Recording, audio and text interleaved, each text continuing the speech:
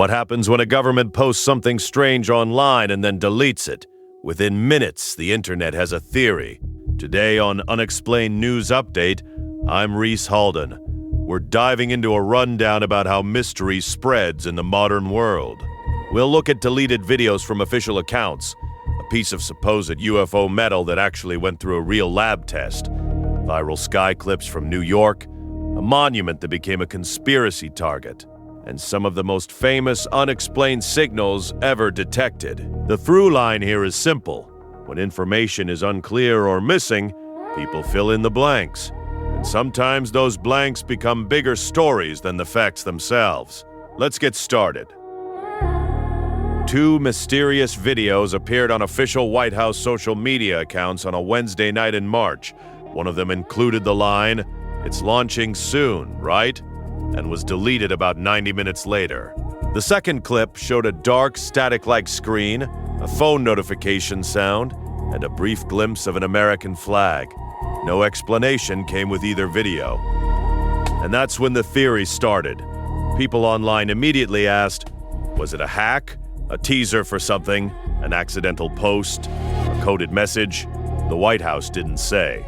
And that silence is exactly what the story is really about. Official sources usually come with context. When context disappears, people create their own. Within hours, the clips had sparked genuine debate across social platforms. News outlets picked it up. Reddit threads multiplied. The ambiguity became the entire point.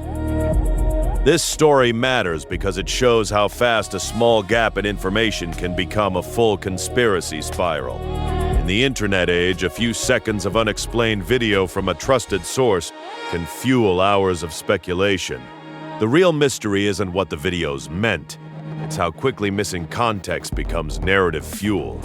From this look at digital ambiguity, let's shift to something more physical. A piece of material that actually went through a real laboratory.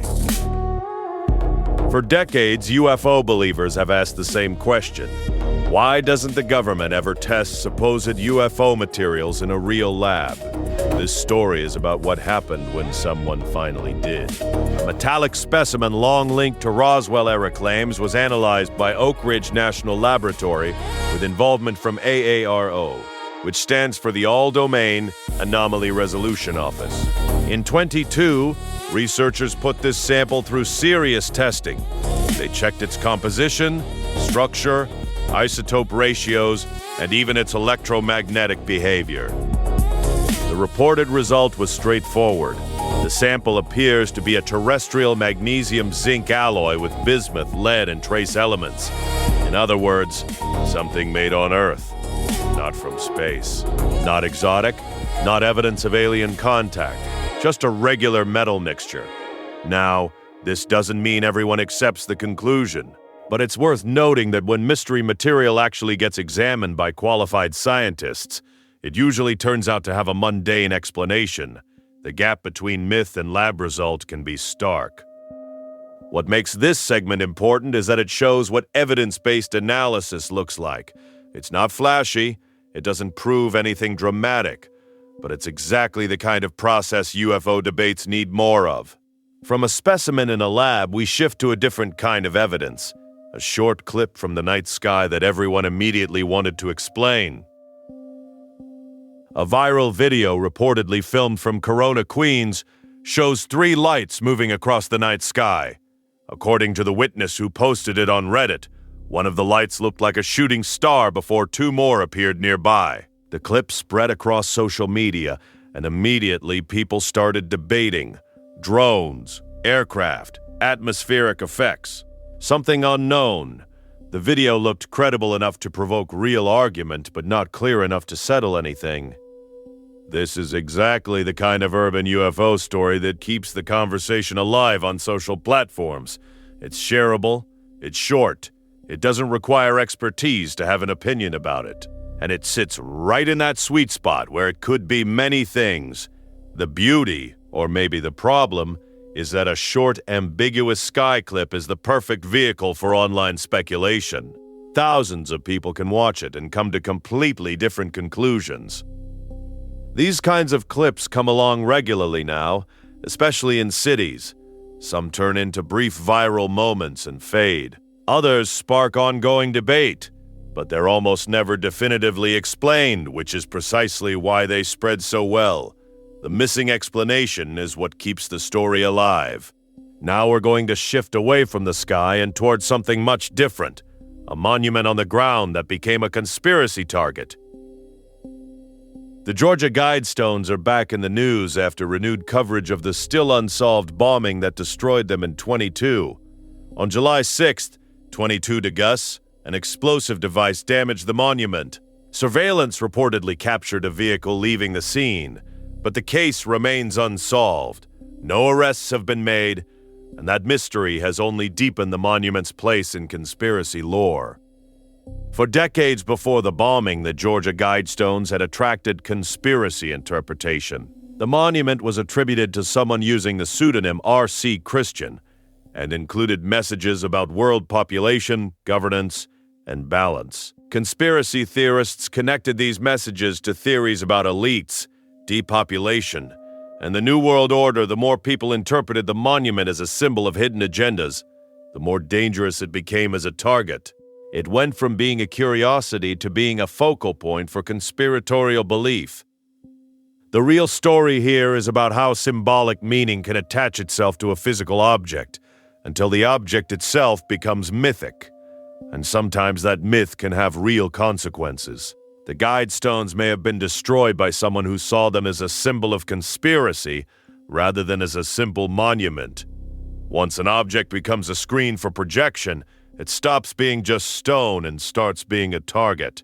We're going to lighten the tone now and move back toward UFO culture, but in a more playful format. Here's a story that reminds us how paranormal belief gets packaged for modern media. Colorado is being presented as one of the leading United States states for alien abduction reports. The story uses ranking and odds language, making a speculative topic feel like data. Similar articles have appeared in other outlets, all using the same approach. Give people a map, add a ranking, and suddenly weird folklore starts to feel quantifiable. This is a useful example of how media formats shape belief. When you turn alien lore into a listicle with state rankings, it starts to feel like information rather than speculation. The format itself lends credibility, but really we're seeing paranormal interpretation dressed up as data journalism. It's not wrong to find it interesting. It's just important to recognize what's happening. A speculative topic is being normalized through presentation style. The Colorado story is also a gentle reminder that not all UFO coverage is equally rigorous. Sometimes it's just fun, strange content packaged to feel authoritative. And that brings us to our final story, which is genuinely iconic. One of the most famous unexplained signals in the history of space research. In 1977, radio astronomers detected something unusual. For 72 seconds, a strong signal came through on the 1,420 megahertz frequency, which is the hydrogen line.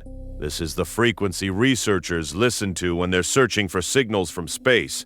The signal was so striking that Jerry Amon, the astronomer who spotted it, wrote, "Wow," on the computer printout, and the name stuck.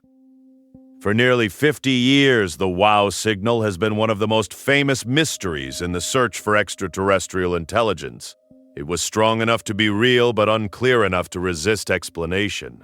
Researchers couldn't pinpoint where it came from. They couldn't replicate it. It just happened once and never came back. That made it perfect fodder for alien speculation. Now, new research is proposing a natural explanation. Scientists suggest the signal may have been caused by a rare cosmic process involving hydrogen clouds and intense transient radiation.